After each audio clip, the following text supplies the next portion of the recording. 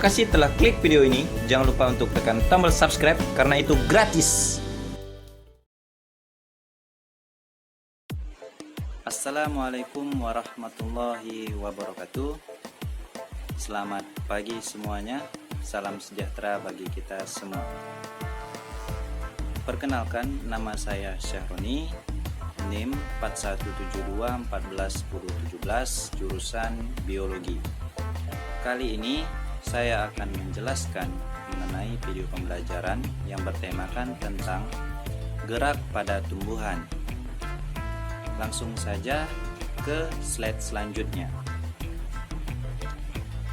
Adapun yang saya buat di sini, yang pertama itu mengenai tujuan pembelajaran. Yang kedua ada apersepsi, yang ketiga materi, dan yang terakhir itu ada kesimpulan. Langsung saja kita masuki ke tujuan pembelajaran. Selanjutnya di sini ada apersepsi. Bisa kita lihat dari gambar tersebut, yaitu gambar tumbuhan Mimosa pudica. Semua makhluk hidup, manusia, hewan, dan tumbuhan tentunya memiliki yang namanya gerak ya. Tetapi pada tumbuhan ini memiliki perbedaan, yang dimana pada tumbuhan hanya memiliki gerak pasif, berbeda dengan manusia dan hewan yang memiliki gerak aktif. Nah, apabila pada tumbuhan yang terkena rangsangan atau sentuhan yang terkena pada tumbuhan Mimosa pudica, dia akan mengalami yang namanya pergerakan, dan itulah yang disebut dengan gerak pada tumbuhan. Selanjutnya ada materi. Di sini mungkin teman-teman bisa membaca dengan seksama. Kemudian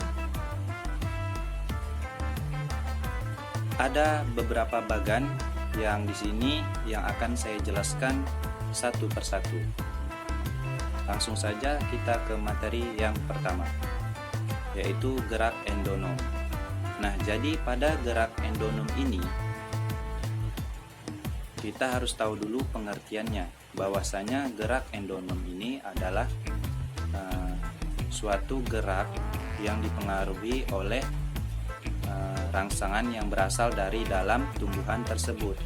Contohnya itu ada pada pecahnya kulit kacang polong-polongan. Selanjutnya kita masuk ke materi gerak esionom. Nah, gerak esionom ini terbagi menjadi 3. Yang pertama itu ada gerak tropisme, yang kedua ada gerak nasti, dan yang ketiga itu ada gerak taksis. Satu persatu kita akan bahas. Nah, yang pertama itu ada gerak tropisme. Gerak tropisme itu adalah gerak bagian tumbuhan yang arah geraknya dipengaruhi oleh arah datangnya rangsangan. Jadi gerak tropisme ini terbagi menjadi 5. Yang pertama itu ada fototropisme, geotropisme, hidrotropisme, kemotropisme, dan yang terakhir stigmotropisme. Dari masing-masing ini memiliki perbedaan.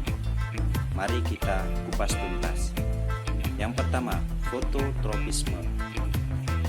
Fototropisme ini bisa kita lihat di slide-nya, bahwasanya foto yang artinya cahaya.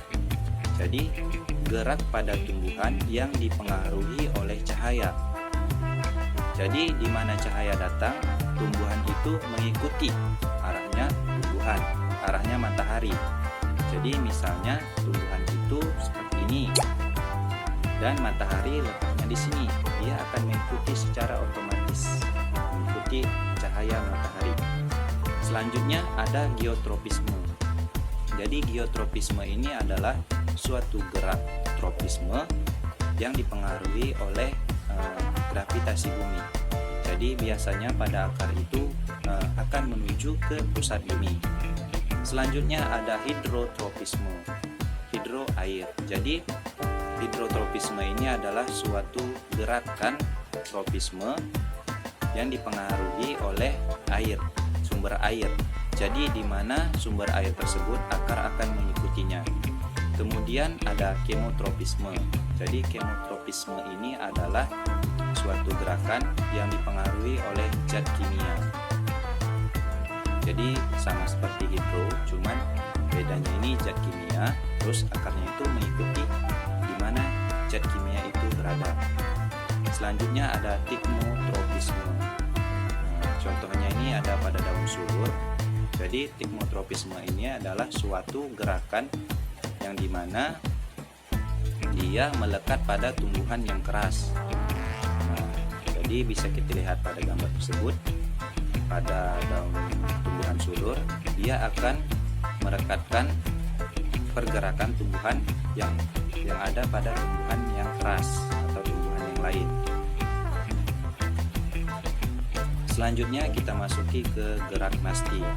Gerak nasti itu adalah gerak bagian tumbuhan yang dipengaruhi oleh rangsangan, namun arahnya tidak dipengaruhi oleh arah datangnya rangsangan. Berbeda dengan tropisme. Tropisme tadi kan dipengaruhi oleh datangnya rangsangan. Kalau nasti itu tidak. Jadi terbagi menjadi 6. Yang pertama itu ada fotonasti, nektinasi, tekmonasti, termonasti, apnonasti, dan nasti kompleks. Jadi memiliki perbedaan. Yang pertama itu ada fotonasti. Nah, fotonasti ini secara ringkas dia dipengaruhi oleh cahaya. Jadi pada contohnya itu pada bunga pukul 4. Jadi pada bunga pukul 4 ini akan terbuka atau mekar di siang hari dan muncul pada malam hari. Nah, beda dengan nektinasi. Nektinasi ini dia akan bergerak menguncup ketika pada malam hari. Kemudian ada tikmonasti. Nah, tikmonasti ini dipengaruhi oleh sentuhan. Ini ada pada daun putri malu, Mimosa pudica. Selanjutnya ada termonasti. Jadi suatu gerakan yang dipengaruhi oleh suhu. Jadi pada bunga tulip ini akan mekar bila suhunya tinggi dan akan menguncuk bila suhunya turun. Kemudian ada haptonasti. Ini dipengaruhi oleh gerakan atau insekta ya. Bila insekta itu masuk, maka tumbuhan akan mengatup seperti pada contohnya ini kangkung sumar. Selanjutnya ada nasti kompleks. Nasti kompleks ini terjadi secara bersamaan. Nah, itu contohnya ada pada proses terbuka dan bentuknya stomata pada tumbuhan.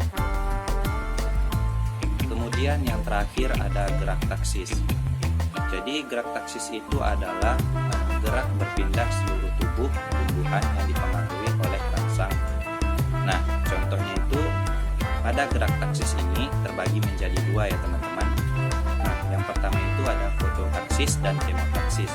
Jadi foto itu rangsangannya berasal dari cahaya, sedangkan kemo rangsangannya dari zat kimia, ya bisa kita bedakan.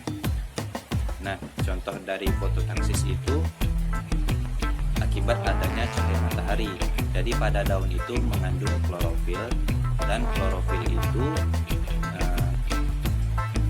berguna bila adanya matahari. Dan klorofil itu berfungsi sebagai fotosintesis pada tumbuhan tersebut. Nah, kemudian ada kemotaksis. Kemotaksis ini zat kimia tadi ya. Jadi ini contohnya ada pada proses pembuahan atau penyerbukan, yang dimana spermatozoanya itu yang dihasilkan oleh benang sari akan menuju ke sel telur atau ovum yang dihasilkan putik, sehingga terjadinya penyerbukan atau pembuahan. Mungkin itu saja dari saya mengenai materi hari ini, dan di sini ada kesimpulannya. Mungkin teman-teman bisa baca dengan seksama. Demikianlah presentasi dari saya. Saya sudahi dengan wabillahi taufiq wal hidayah. Wassalamualaikum warahmatullahi wabarakatuh.